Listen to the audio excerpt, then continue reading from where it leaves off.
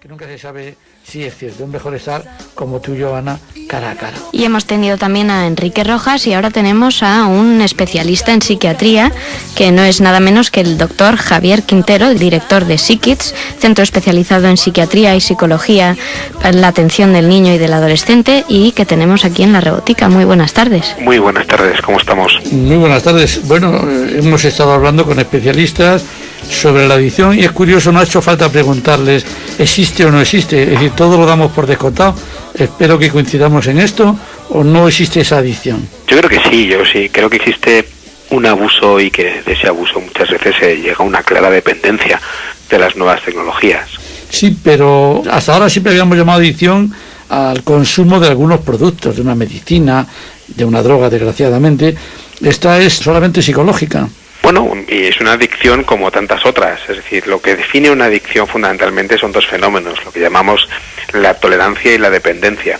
La tolerancia implica que cada vez necesito más y más y más consumo de una sustancia o más uso de una determinada tecnología, y una dependencia es que cuando no tengo esa sustancia tengo síntomas y lo estoy pasando muy mal. En la abstinencia, y eso me puede ocurrir efectivamente cuando consumo alcohol en exceso y dejo de consumirlo, voy a tener una serie de síntomas, o tengo una conducta abusiva del uso del ordenador y de repente cuando no tengo esa capacidad de conectarme tengo síntomas como irritabilidad y cambios de humor. A mí me llama mucho la atención que muchas personas no pueden vivir sin publicar todos los días en sus redes sociales, ya sea Twitter, Facebook, etcétera, publicar varias veces al día lo que están haciendo. ¿Esto qué es? ¿Una falta de madurez? Pues efectivamente, eso es una de las cuestiones que al final nos hace perder, para mí, algo fundamental, que es la intimidad. La sensación de publicar una cosa en mi ordenador, en realidad uno no tiene esa sensación de que lo que está haciendo es publicarlo en el mundo entero. Es decir, la gente no adquiere esa conciencia real de que cuando subo una foto y la subo a cualquiera de las redes sociales, en realidad lo estoy publicando, accesible prácticamente a todo el mundo. Y somos muy celosos de nuestra privacidad y queremos que nuestro espacio más inmediato pues sea nuestro, ¿no? Y eso nos ocurre muchísimo con los jóvenes, ¿no? Que tienen auténticas trifulcas en casa por defender su espacio, su habitación, la intimidad de su cuarto, pero al mismo tiempo se desnudan, y no solamente metafóricamente, sino en realidad, y lo suben a la red, y son cosas que a veces llaman poderosamente la atención. Sí, es una buena contradicción entre esa privacidad que piden por un lado y ese exhibicionismo que ponen por otro. Pero vamos a especializarnos en su terreno, en el terreno de los niños y de los adolescentes. ¿Cómo nosotros podemos reconocer a un posible adicto, y hablo dentro del ámbito de la familia? Pues hombre, estamos hablando de dos cuestiones fundamentales, ¿no? Podríamos definirlo desde un término cuantitativo, pero sobre todo desde un término cualitativo. El cuantitativo es cuánto usa las nuevas tecnologías, el ordenador. Entonces hay veces que evidentemente ya estamos observando que hay un uso desproporcionado de esas nuevas tecnologías. Eso ya es una primera señal de alarma. Pero me parece muchísimo más importante el uso cualitativo. Es decir, ¿qué hace con esas nuevas tecnologías? Es decir, ¿es capaz de generar ocio alternativo, o todo pasa por la vía del ordenador o de la tablet o del teléfono inteligente? Y sobre todo, ¿qué ocurre cuando de repente no tiene acceso, ¿no? Se cae el wifi, no hay internet, o de un momento determinado hay una limitación para acercarse a ese ordenador, ¿no? ¿Y cuáles son sus reacciones? Sí, el síndrome de abstinencia prácticamente. Sí, lo que solemos encontrar es eso, es decir, es un cuadro de irritabilidad, ¿no? Es decir, parece que el mundo, cuando se desconecta el wifi, uno se queda, pues efectivamente, con la sensación de que le han suprimido una sustancia que para él es vital. Quizás es que no conocemos los riesgos que se corren al utilizar las redes sociales sin tapujos. Bueno, no sé si los conocemos o no, pero desde luego no somos conscientes. Se está haciendo un debate que a mí me parece bastante preocupante, ¿no? De ir bajando cada vez más el umbral de acceso a esas nuevas tecnologías y a los smartphones por parte de los niños, y cuando realmente estamos en situaciones que, bueno, donde adolescentes aparentemente formados hacen un uso inadecuado de esas redes sociales, pues evidentemente no tiene mucho sentido seguir bajando la edad sin una formación razonable. A mí hay cosas que me parecen muy poderosas, y es que un niño pueda tener 1.000, 2.000 amigos en Facebook. Bueno, tú no puedes tener 2.000 amigos. O sea, podrás tener 2.000 contactos, pero nunca vas a tener 2.000 amigos. Y esa ese uso perverso del lenguaje pues también evidentemente tiene su significado. Y por otro lado, y mucho más importante, es decir, nosotros a los niños les enseñamos desde pequeñitos que no hablen con extraños en la calle. Es decir, si ves un extraño, no hables con él si no le conoces, sino vas con tus padres o alguien que te pueda servir de referencia. Pero eso parece que en Internet no es problema, ¿no? Y eso al final genera muchísimos conflictos. Bueno, hay una cosa curiosa, que es que la brecha generacional que parecía que se podía ir cerrando con las nuevas tecnologías se abre. Es decir, los jóvenes y los adolescentes tienen un terreno, que es el terreno virtual, donde se comunican, digamos, en horizontal, mientras que la generación anterior, la de sus padres, tenemos más contactos reales, pero no conseguimos saltar de uno al otro, o ellos tampoco quieren saltar del suyo al nuestro. Y sobre todo, ellos han nacido con ese modo de comunicación. Hace poco vi un programa de televisión donde sacaban un teléfono de góndola a la puerta de un colegio y a la gente le preguntaban qué era eso y las respuestas eran cuanto menos curiosas, ¿no? Sí. Entonces, claro, ¿qué ocurre? Evidentemente, nosotros nos hemos educado haciendo cola en el pasillo para tener nuestros 15 minutos de llamada de teléfono en nuestra casa.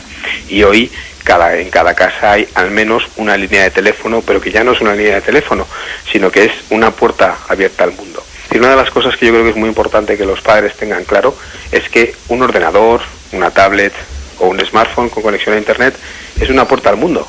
Y esa puerta al mundo con todas sus ventajas y con sus riesgos, ¿no?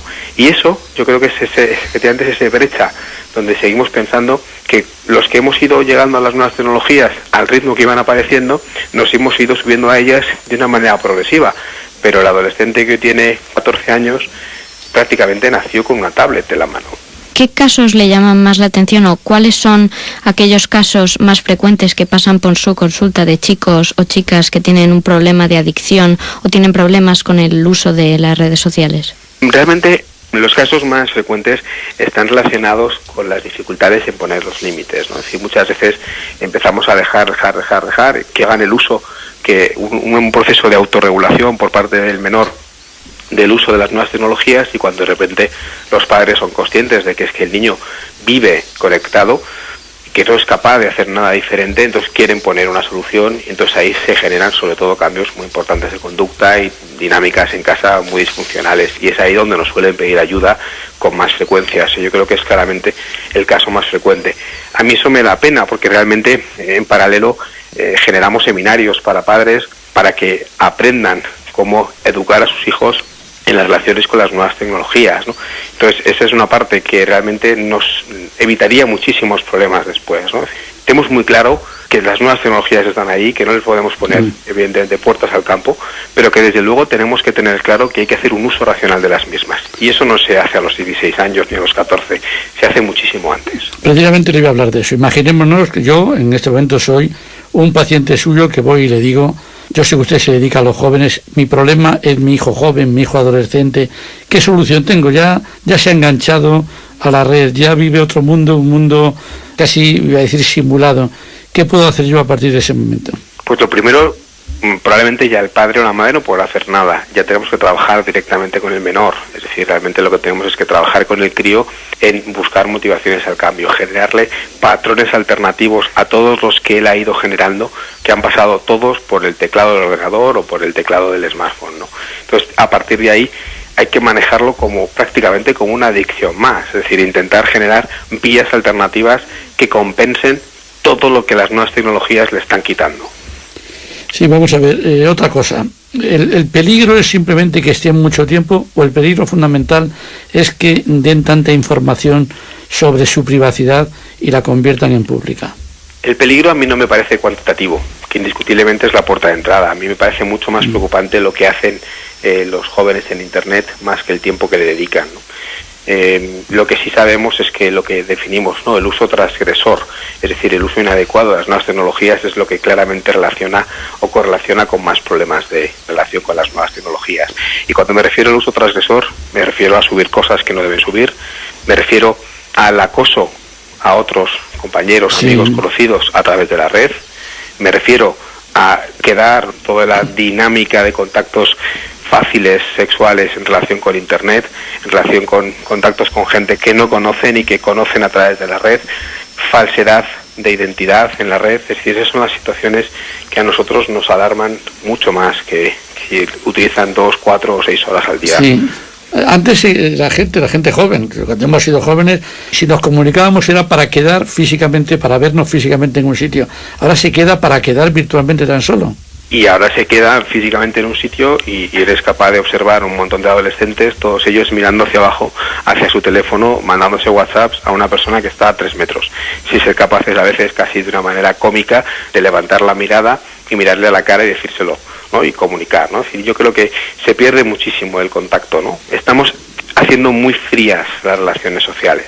Bueno, pues muchas gracias, doctor Javier Quintero, repito, director de SICKIDS, que es un centro especializado en psiquiatría y psicología centrado en la atención del niño y del adolescente. Muchas gracias por su colaboración. Ana, ¿querías decirnos algo? Antes de despedir al doctor Javier Quintero, es importante saber que podemos hacer un buen uso de las redes sociales, como por ejemplo seguir a don Javier Quintero por Twitter, que tiene Twitter, ¿verdad?